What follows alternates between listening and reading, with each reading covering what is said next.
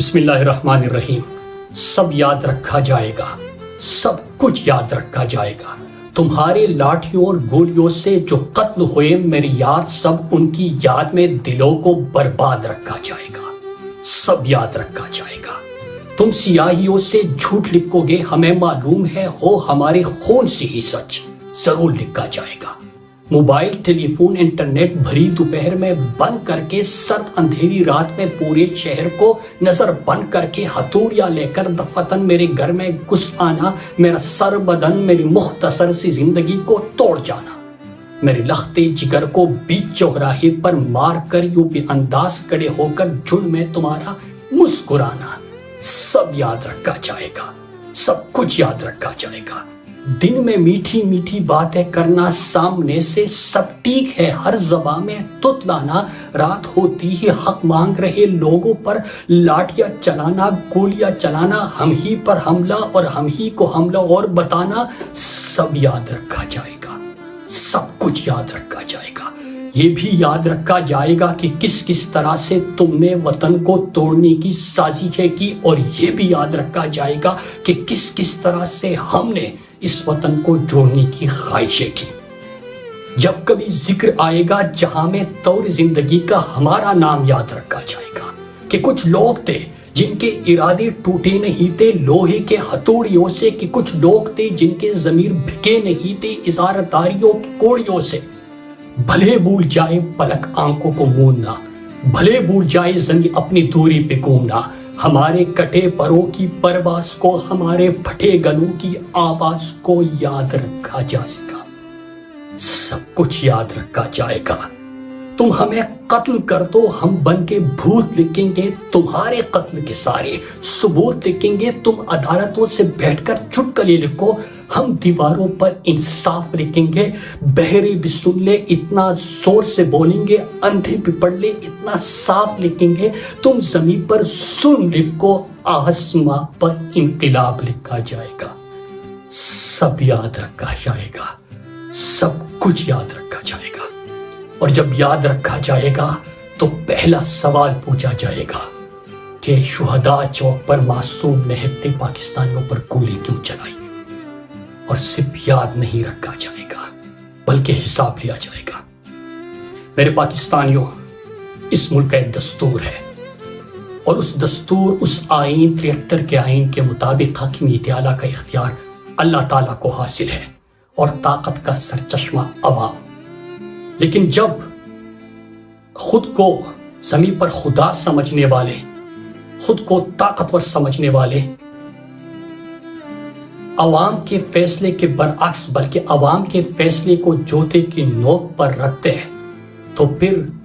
180 سیٹوں والوں کو ہرا کر 17 سیٹوں والوں کی حکومت بنتی ہے۔ اور جب ایسی ناجائز حکومت بنتی ہے تو پھر اسمبلیوں میں سیاست بکتی ہے، عدالتوں میں عدل بکتا ہے، تھانوں میں قانون بکتا ہے، محافظوں کے ہاتھوں اس ملک کا امن بکتا ہے، اور آخری ستون میڈیا کا سکرین بکتا ہے۔ میرے پاکستانیوں، ایک چیز جو پوری قوم ایکسپیکٹ نہیں کر رہی تھی، ہر جبر، ہر ظلم، بار بار ان کی سازشیں، ملک کو توڑنا، عوام کے اوپر ظلم کرنا، اغوا کرنا، لاپتہ کرنا، تشدد کرنا، آئین توڑنا، آئین کو پامال کرنا، سب کچھ یہ پاکستانی قوم ایکسپیکٹ کر رہی تھی۔ لیکن کبھی انہوں نے نہیں سوچا تھا جو چیز بلوچستان اور سابقہ فاٹا والوں نے دیکھا تھا، وہ اسلام آباد کے شہروں پہ پاکستان کے ریڈ زون کے سامنے، ریڈ زون میں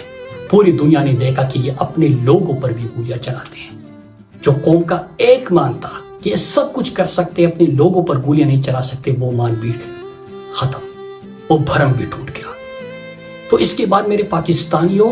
جو چیز ہو گئی ہے تو اس کے بعد کیا نا امید ہو کے بیٹھ جانا ہے، یا یہ جب ایکسپوز ہو گئی تو اب اس ملک کو ایک مرتبہ ٹھیک ہونا ہے؟ کیونکہ اس کو ٹھیک تو ہونا ہی تھا، لیکن بنیاد غلط تھی، طریقہ غلط تھا، چہرے بے نقاب ہونے رہتے تھے، وہ سب کچھ ہو گیا۔ تو میرے پاکستانیوں، اب وہ ہونے جا رہا ہے، یہ دیوار گرنے والی ہے۔ 3 چیزیں میں اپنی پاکستانی قوم کے سامنے آج کہنا چاہتا ہوں۔ نمبر 1، پاکستان تحریک انصاف کے کارکنان سے سب سے پہلے میں مخاطب ہوں کہ جب وہ بھرم بھی ٹوٹ گیا، وہ مان بھی نہیں رہا، تو اس کے بعد ہم نے کیا یہ جو قربانیاں دی تھی، جو جبر سہا تھا، جو ظلم سہا تھا، جو پاکستانی قوم پچھلے رجیم چین آپریشن سے لے کے آج تک پاکستان کا مقبول ترین لیڈر عمران خان، ان کی اہلیہ بشرا بی بی، ان کے اہل خانہ، ان کے کارکنان، ان کی قیادت، خواتین، بچے، بزرگ جو امید کے ساتھ نکلتے ہیں اور یہ اس امید کو توڑنے کے لیے، ختم کرنے کے لیے چادر چار دیواری کو پامال کرتے ہیں، ہر جبر، ہر ظلم کرتے ہیں، سامنے سے گولیاں مارتے ہیں، تو کیا اس کے بعد ہم نے صرف اقتدار میں آنا ہے؟ کیا ہم نے حکومت بنانی ہے؟ کیا ہم نے صرف تمغے اور سندیں اور عہدے اور کرسیاں حاصل کرنی ہیں؟ تو میں اپنے تحریک انصاف کے کارکنان، خاص کر نوجوانوں سے مخاطب ہوں کہ ہم نے صرف حکومت میں نہیں آنا، یہ کرسیوں کے لیے، یہ تمغوں کے لیے، یہ عہدوں کے لیے چیزیں نہیں ہو رہی، یہ پاکستان کو بدلنا ہے ہم نے۔ اور آپ کا لیڈر جو قربانی دے رہا ہے وہ ایک ایسے پاکستان کا خواب ہے جہاں پہ آئین پامال نہ ہو، جہاں پہ پارلیمنٹ ارغمان نہ ہو، جہاں پہ کسی جنرل کا بھی قانون توڑنا مجال نہ ہو۔ ایک ایسا پاکستان بنانا ہے جہاں پہ جس کا جو کام ہے، جو آئین پاکستان میں درج ہے، وہ کرے گا۔ پارلیمنٹ غیرغمال نہیں ہوگا، قانون سازی ہوگی، عدلیہ آزاد ہوگی، میڈیا آزاد ہوگا، سب کو حقیقی آزادی حاصل ہوگی، اور چوکیدار کا کام چوکیداری کرنا ہوگا۔ ایسے پاکستان کی جدوجہد کرنی ہے، مشکل ضرور ہے، لیکن جس حد تک پہنچ گئے ہیں اس کے بعد اس کو ٹھیک ہونا ہی ہے۔ نمبر 2، میں پاکستانی قوم سے، اپنے پاکستانیوں سے مخاطب ہوں کہ آپ نے بہت قربانیاں دی، آپ نے جس طرح کے ہزاروں نشان عمران خان کی یاد رکھے، جس طرح عمران خان کے نام پہ اور تصویر پہ پابندی لگی، اب ایک رشتہ بن گیا ہے۔ پہلے بحث ہوتی تھی مائنس عمران خان،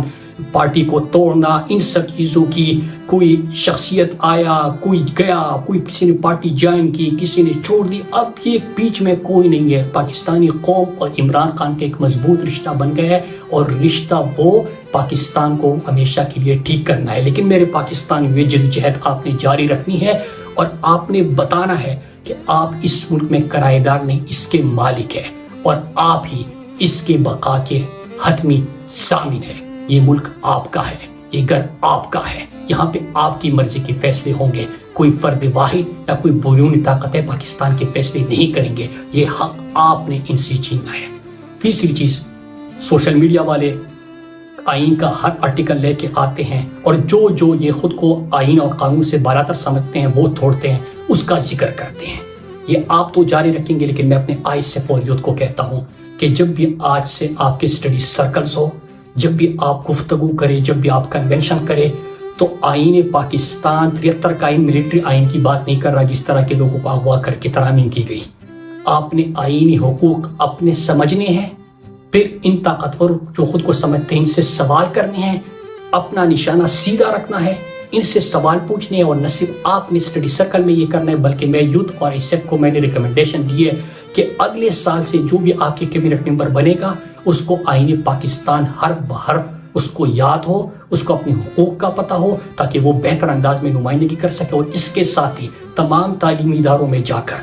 آپ آئین پاکستان، اپنے حقوق اور اصل مقصد کی طرف، اور پاکستان کے اصل مسائل اور جو خواب ہم لے کے آئے ہیں کہ ہم ایک ایسا پاکستان بنانا چاہتے ہیں، حقیقی آزادی کیا ہے، وہ حقیقی آزادی لوگوں کو سمجھائے، آئین پاکستان سمجھائے۔ اس کے ساتھ آپ وہ بھی کریں، اور جو اگلا کیبنٹ آپ کا بنے گا ان کے اوپر انشاءاللہ ہم یہ لازم کریں گے۔